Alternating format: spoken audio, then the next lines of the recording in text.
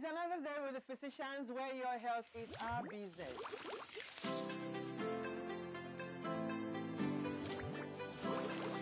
The growth spot the end. So you are not going to take some drastic measures. But a 10-year-old coming, pressure is high. But also to know that it's not only when your pressure is high that you have glaucoma. Sugar, and I don't know about any other one, but what is low? You're welcome back to the training of your regular program.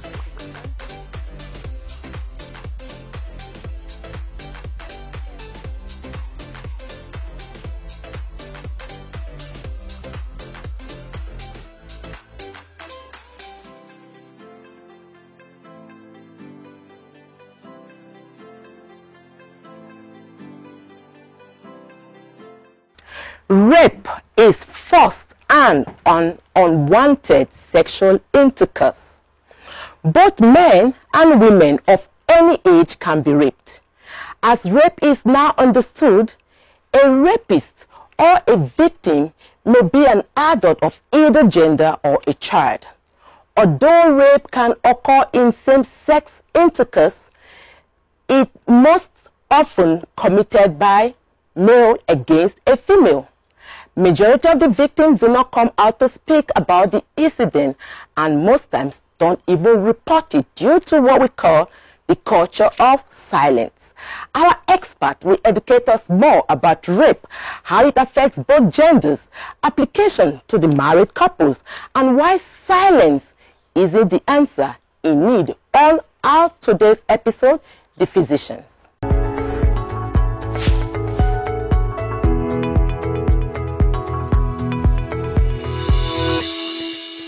Welcome! It's another lovely episode on your favorite health TV talk show, The Physicians. Well, of course, your health is our business. And we are here today to talk about rape when silence isn't yes. My name remains Dr. Memina Yusuf Kadri, and of course, with my lovely co-host. My name is Dr. Martina Agbere. Welcome to your regular health TV talk show, The Physicians, where your health is our business.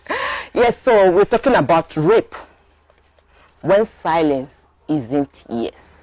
And of course, we are in an environment where there's still that huge stigma, discrimination when it comes to, somebody being raped and not able to speak out. Of course, it's actually very common. And the truth is because people don't speak about it, don't talk about it, you think it is not common. But one good thing is that these days people are beginning to, from advocacy, from the human rights people, the women group, they're able to now let the victims know that they can speak out. When we go back to talk about in the mind of a rapist, are they really doing it because they want to do it? Most times they are doing it because they are being they were also victims too, right? Most of them some of them are doing it because they just want to take away that power that you have. I'm not taking it away from you. Something you hold dear to you, and somebody's taking it away. Why can't you break that generational curse? If you were raped, do you have to raise somebody? But how about the victims? The survivors, let's not call them victims. Okay, the survivors, actually, the survivors. The trauma they go through, psychological trauma that they go through, even when they are married. Marriages can't even survive because they haven't healed, they haven't found closure. Some of them are still seeing their rapists walking freely on the street. I saw an 80-year-old who was raped at the age of 12 and 80. 68 years later, she was still angry with the fact that a rapist is walking and was never sentenced, nothing. And when she broke down, having depression, her children and grandchildren couldn't understand why grandma should be feeling that way. But when grandma eventually opened up 68 years later, we have a guest coming into the studio. We don't want to take much of it because there are some topics that are quite sensitive, and it takes us back to that place of where do we as humans really belong, and where should we play that role of building a culture of compassion whereby everybody has the right, to speak up and speak out when you are affected. We'll be right back after this time out.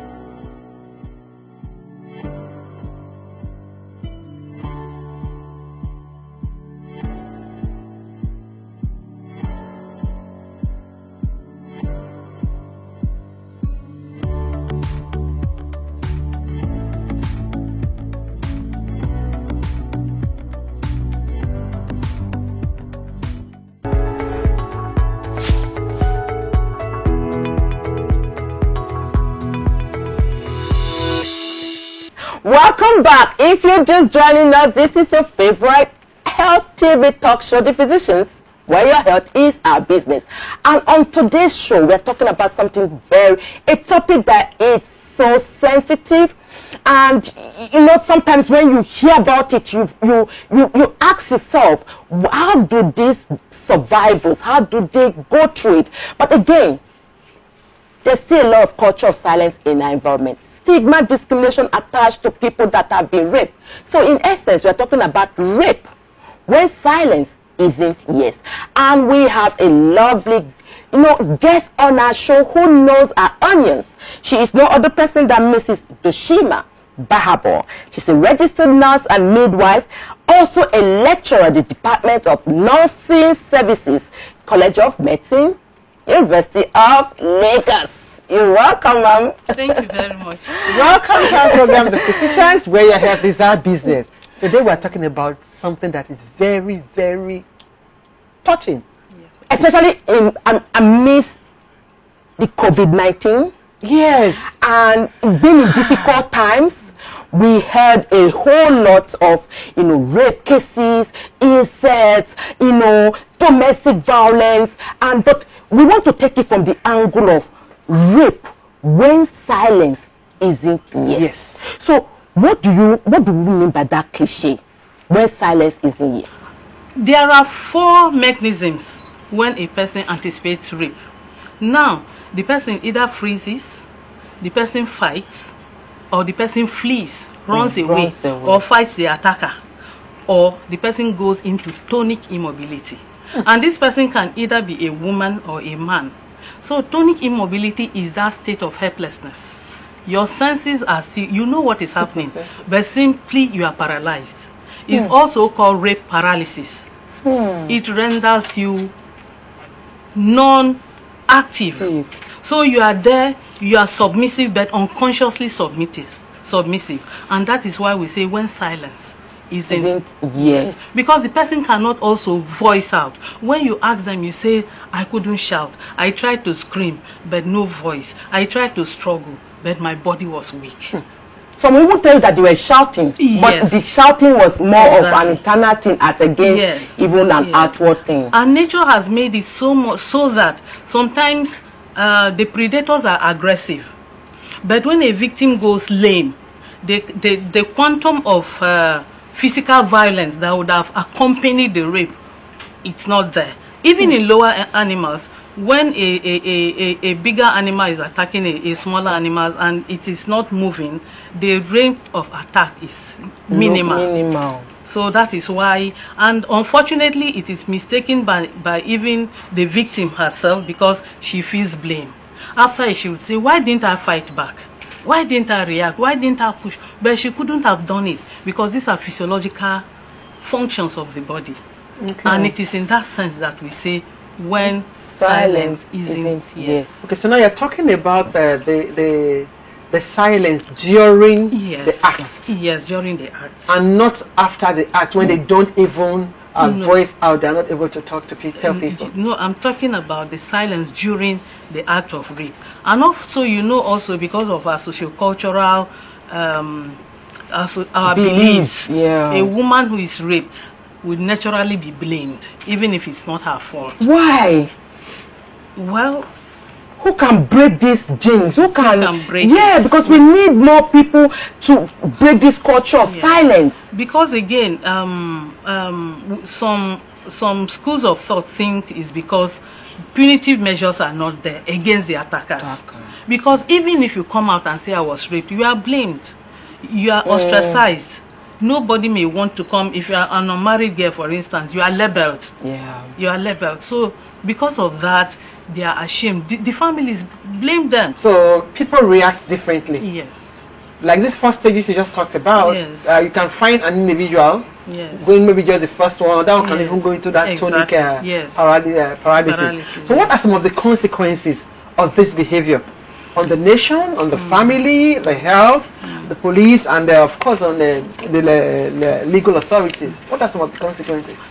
The victim does not say I was raped. She's a victim. The survivor comes out to say, look. Okay. So that's the difference. So when we use the two, the victim, she's raped, she knows she's raped, she won't go to seek for She's assistance. victimized, Yeah, and she she's feels like I'm a victim. Exactly. And feels guilty Yes. for what has happened. Don't Yes. you think in the person's mind, the person thinks she is the cause of? What does so it depends on a lot of factors. Why did you go there? It was Why late did you in the go night. there? Why were you Exactly. walking on the road? So there it's is not no a, need? like you said, it's not a one cap fits all scenario. It depends on the orientation of the victim. Like in my study, because my thesis, it's about rape and tonic immobility specifically. There are some who were raped and said, well, life goes on, I'll still live my life. So that's a victim. Yes, that is a survivor. Because she has Yes. touched- Yes, she has spoken come. up. Yes, say, well, it has happened, it has happened. One whose virginity was taken by a rapist said, well, I'm not going to consider that my virginity was taken because I didn't give it to him Freely and willingly. Yes, so I'll just move on with my life. So I think it depends on a lot of factors with these people. So now we still have that huge culture of silence. Yes. And people come out to a victim come out after like 10-15 years to come and speak, and she becomes a survivor. Yes. But they still get that bashing. Yes. Like, why are you coming out now? Yes, and we call that secondary victimization, and it's equally bad because the person who is raped should not be blamed in any way. They have enough blaming themselves. Yeah. Because internally they suffer, and that is why it leads to also mental depression at some point. And until we begin to understand these issues and train both nurses, doctors, and all first responders appropriately, the level of depression among them will keep going up and up. Let's hold it right Yes, there. thank you. Now you're hearing from an expert whose thesis was actually on rape and how victims don't talk about it, but when you come out to talk about it, you become a survivor. And if you keep quiet as a victim and don't talk about it, there's a very high risk of them having depression. And we all know what depression is all about right now. Even if you are not expressing it, in one way or the other, you know somebody who may be expressing depression. Let us go on the streets, keeping it up with the physicians. Let's hear from you. What is it about rape and why silence isn't a yes? We'll be right back after this time out.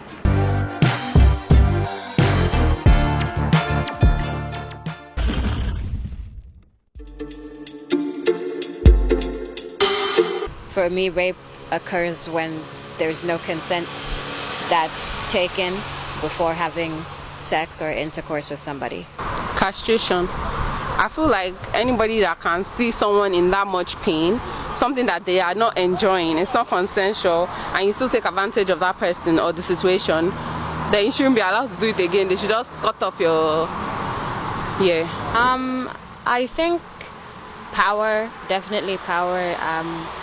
Contrary to popular belief, it's not how somebody is dressed, it's not how they conduct themselves, it's because they want power from the other person. To be honest, I don't know what kind of sick thing that they did to you in your childhood, or what you were going through, or what made you feel like that was something that could be done, something that you can find pleasure in. Taking someone else's, like, it's just a terrible experience. I will be depressed, I will be sad. I'm pretty sure I will try and kill myself because I can't just imagine. At first I would think of like what I did wrong, but after a while especially I would know better and say that it's not my fault, that it's the person's fault, the perpetrator's fault. I think unfortunately we live in a society, particularly when the victims are women, that blames the rapist. So like I said before, asks what were you wearing, how did you talk to the man. At times I do think that the family does not take it seriously, particularly if the victim is not a perfect victim. So if they didn't have a good track record, or if they are known to be surrounded with men, I don't think they take it that seriously. Very traumatic for the person, like future relationships will be affected. I'm pretty sure before she'll be comfortable with another person touching her, because it's not just guys that rape, girls also rape people. So before they'll be comfortable with, you know, getting intimate with other people, they might have to go through so much. They might have to pay many amount of plenty money for therapy sessions to get even past that night or past the day that it happened. We should educate people about sex and what consent looks like. I think we should have proper conversations on power imbalance. I've actually thought about this, and I feel like the way we have sex education in schools, we should also have like something like an anti-rape education. Because if you don't educate these rapists, how would they know not to rape? Some of them don't know any other thing. They just feel like if they want to have sex, they should have sex. And whoever is in the vicinity when they need to have sex, oh well, they are just going to have sex anyway. So if there's some sort of education or some kind of training in process that would teach these people the right way, consent, if there's no yes, don't do it, all those kind of things, like some measures should be put in place in schools, universities, for clubs, I don't know, but it should, some kind of preemptive measure should be put in place.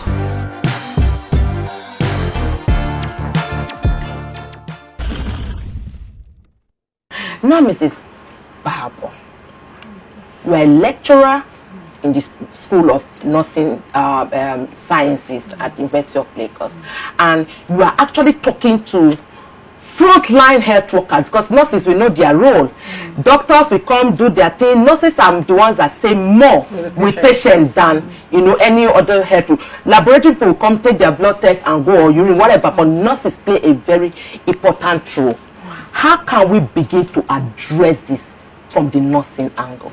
I tell you, a lot of rape victims suffer in the hands of health workers like nurses, because due to their bias and belief, they may want to blame the person who comes in for rape. And usually emergency units are those that are the first receptors of rape victims, because when they come, they are taken to the emergency and accident unit for record purposes. And so unless we begin to focus on training, what are the right words to say? Because at this time, the person who is raped is so sensitive. She's so sensitive to anything you say. And so they have to be trained on how to communicate with these victims when they are taking records in a way that won't sound as if it's secondary victimization. Secondary victimization is when you say words that the raped persons interpret as they being indicted.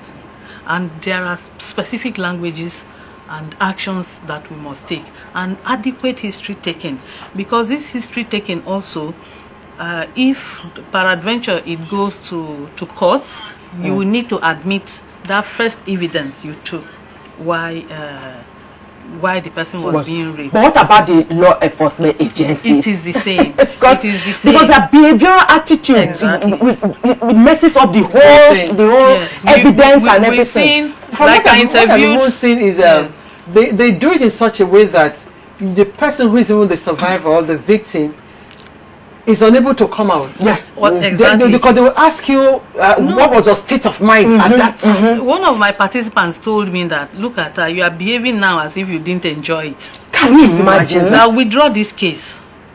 Are you not ashamed coming to report to the police? Wow. That's a law enforcement person. Yes. And I've heard over, I think, one of the social media, there was this talk on radio. I was driving to work, and this guy too also says why did you bring this case up? Withdraw it.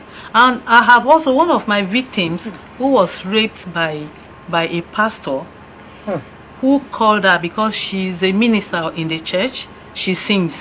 He had a function in a hotel and asked her to go and minister by singing, and at the end told her he had a check in his room, she should go. And because he was a minister, she believed him. Once she went, he just banged the door, locked it, and raped her. So now, you know, with this kind of cases, right? Yes. How do intimate partner violence come into play? The married couple. Yes. Who do they get to talk to? So it's terrible. We are not there yet. Both the legal police and judges have sentenced women or have thrown cases out of court that consent.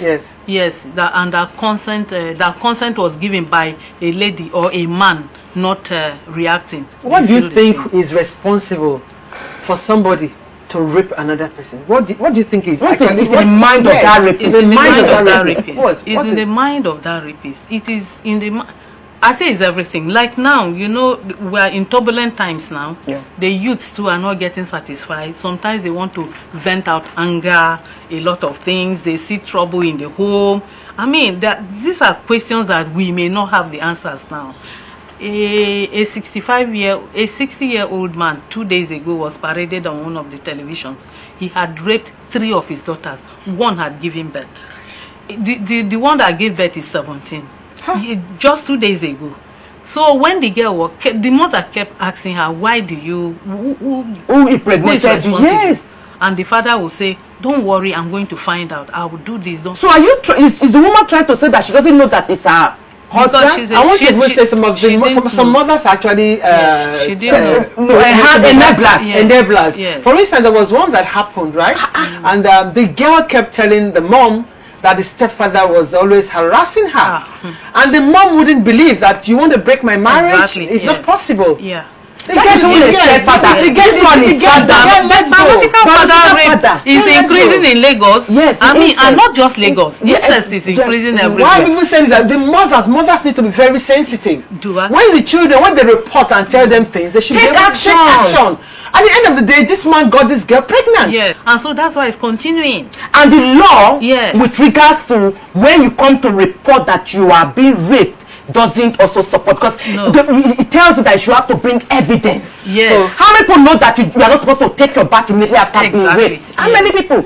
You want to wash away the data, and then do we have the capacity to store those things, to keep them evidence for evidence? I think in Ogun State now, what they have done is that all rapists, your picture is. No, I think there's a national offender, sex offender, that they are putting in Lagos State. That this person can't get job. We all know this person. But is it very? Are they implementing it? Is it effective? Is it effective? What can we do better? What can we do better? Well, until the rapists pay for what they do. You know that now we tell mothers in the clinics, in the hospitals, don't allow even an uncle carry your daughter on their lap. They rape them there. And those uncles, those ones that bring sweet and biscuit to the house, watch them. I interviewed one girl who told me she was being raped from 5. The day her father never raped her, she would be begging her, Daddy, why are you not coming today? Because he made her believe that daddies do that to their daughters that they like. Yes, part of her. So she said, Auntie, any day my father didn't come, I'll be wondering. Is it that he doesn't love me anymore? Exactly. Just messed up her psyche. Yes, and her mother was no longer there. And women too, when you are living with small children like that, I think all that is happening now should be telling us what to do. How do you know if a woman has experienced a rape situation? How are you able to tell? You know, in the hospital, sometimes when they come, they tell stories that don't add up. So you must be a good counselor to know. She may start with, I'm having headache. She will just tell you stories that don't add up, and then you know that there's something she's not telling you. And then you now, use your counseling skills, to bring out the information. Or she just says she's having headache and fever, then she breaks down crying. Thank you very much. You've heard, just a tip of the whole information when it comes to when silence is in yes. the different stages, whether it is freeze, fight, flight, or tonic immobility or rape paralysis. Yes. These are some of the reasons why victims don't even scream, they don't report, they don't shout. It's not because they don't want to, but because they go through any of these stages. Once again, thank you. And of course, I remain Dr. Mimuna Yusuf Kadri. Well, I'm sure you've heard all that our guest said on this topic. Rape, when silence isn't yes. Just ensure you speak out. Don't stay back, because speaking out is a process of healing. Nobody can heal except you speak out. That is when you start to feel, you start being healed. Don't forget to follow us on our social media handle, on YouTube, on Instagram, and of course on Facebook. We'll always be there. We are just a click away from you. You can always send us an email so that you can be part of this program. Till next time, stay blessed. I'm Dr. Martina Agbere.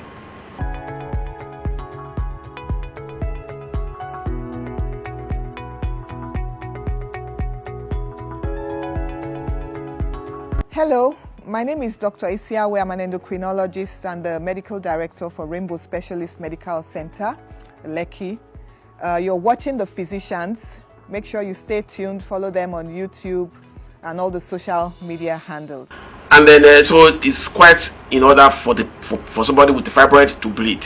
One, but they do also have pain as one of the symptoms. You know, they do have pain when they are, especially when they have their periods. They do have pain. Before you even go to telling us the symptoms and the signs, what are uterine fibroids?